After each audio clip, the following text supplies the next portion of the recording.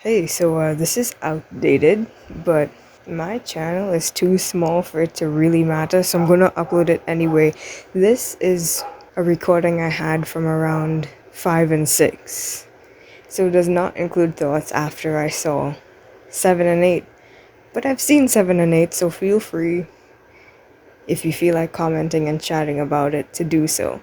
I will make a full video of like everything after. Like it was originally supposed to be a part of this one, but I was waiting to like find a download so I can get the clips since my screen recording is absolute shit. My computer cannot handle it, and I haven't yet. And I've waited quite a while and still haven't found a download. So I'm just gonna upload this bit here, even though it's outdated. As I said, my channel's too small for it to really matter. But just saying, I've seen everything. But these are the thoughts I had from 5 to 6. Hey, so we're here after episode 5 and 6. I feel for Vaggie, it's maybe more likely that she accepts her name just because it's what the fans have gotten used to and all of that fun stuff. But wouldn't it be kind of cute if Lucifer accidentally named her? Because he's always calling people, her included, by nicknames.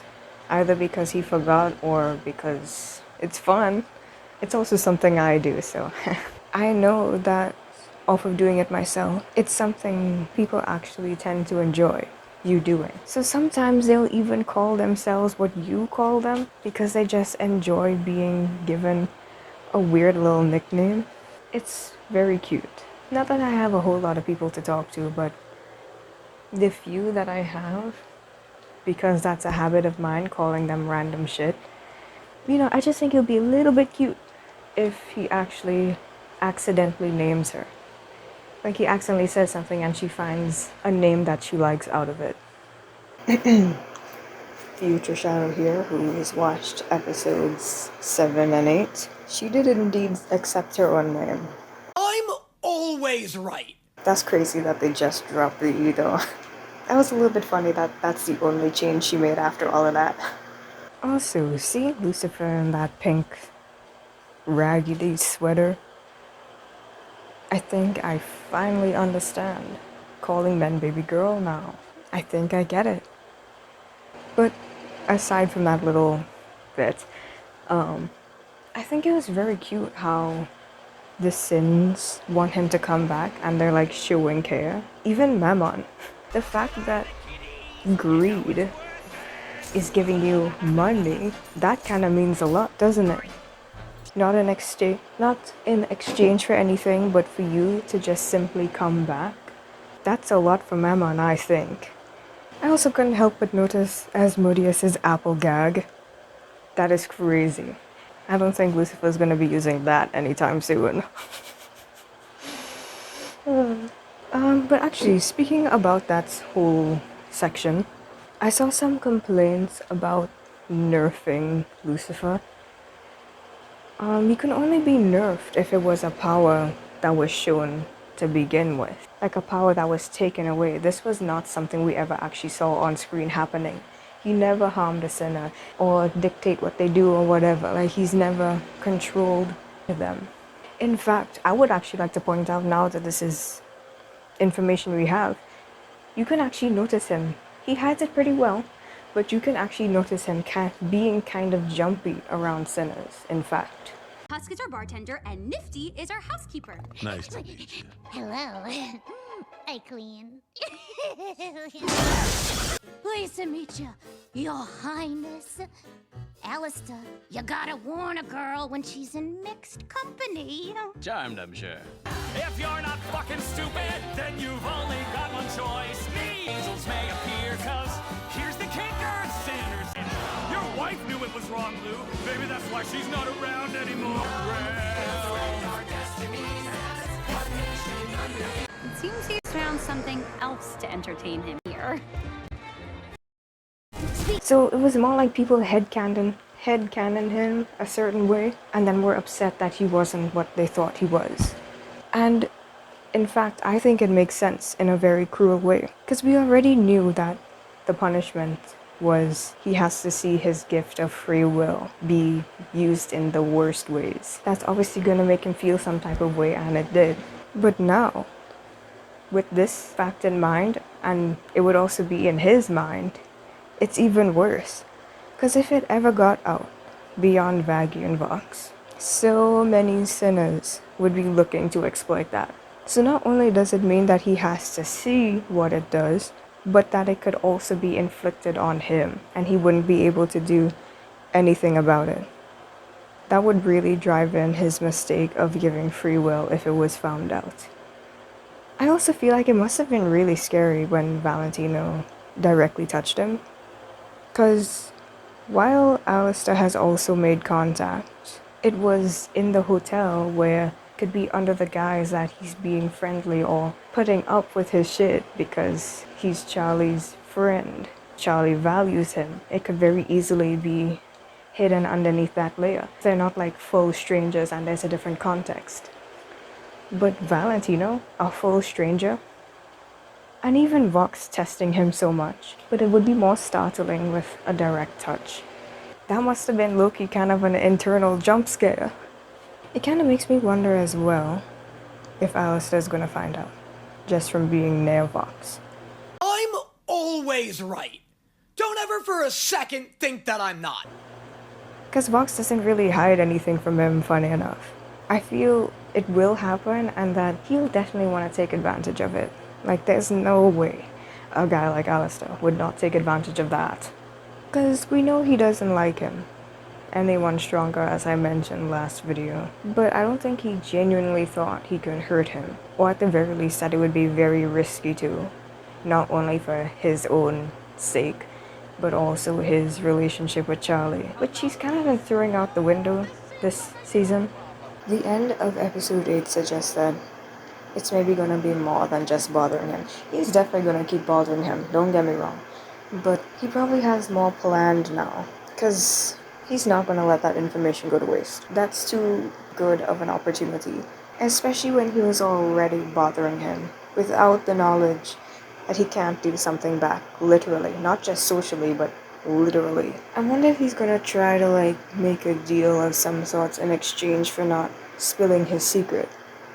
Or maybe no direct deals, but he will get him to do things by threatening to release the secret. I don't know, it's more likely he will try to make a deal though. Either way, it puts Lucifer in a tough position. Again. If you were one of the few people who had happened to see my reaction video, which I have hidden now, and somehow also coincidentally found this video, you know that I had a concern from the start of the end of season 1 of Lucifer being so close to the cast because of how strong he is. Like, this changes things though.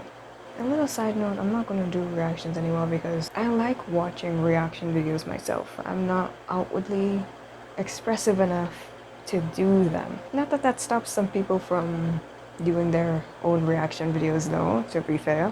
This show, it brings a different side out of me. It's just so fun. So honestly, if anything, this would be the perfect series to do that for.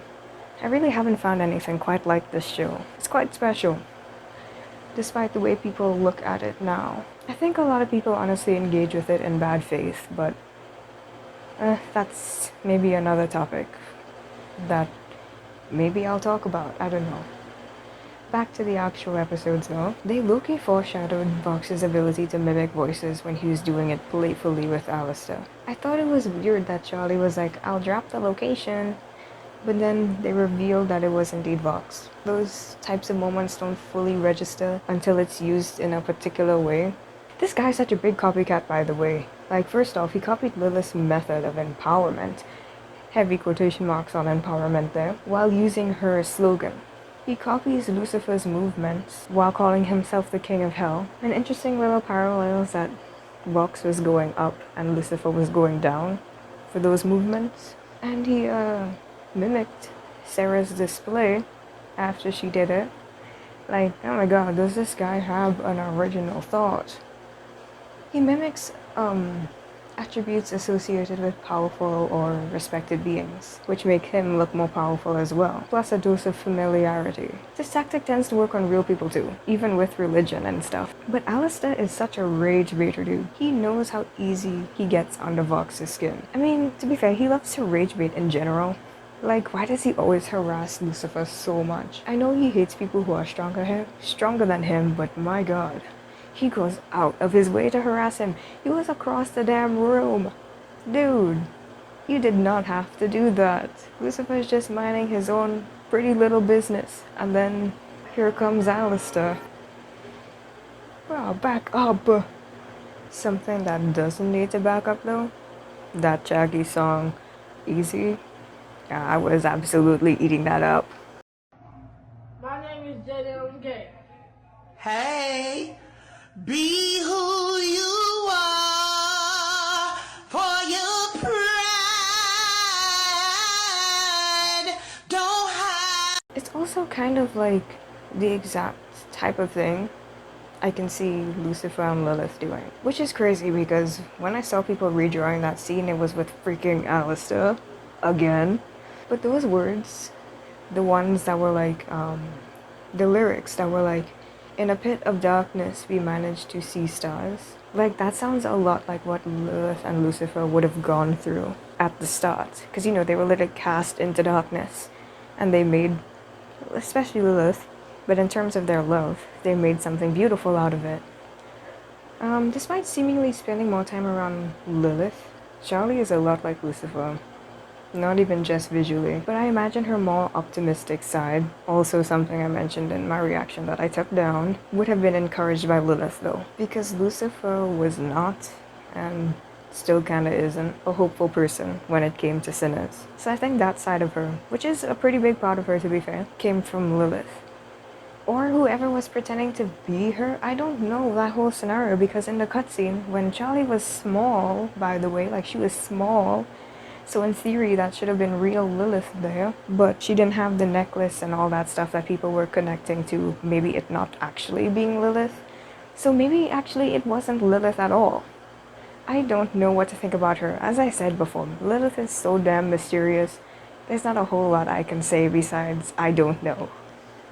I couldn't help but notice how much Vox either mentions or tells people to kill themselves. Why is he so fixated on that? Like, my goodness, relax, dude. Maybe it's meant to show his lack of empathy, because suicide is usually done out of a lot of sadness and stuff being in a person's heart.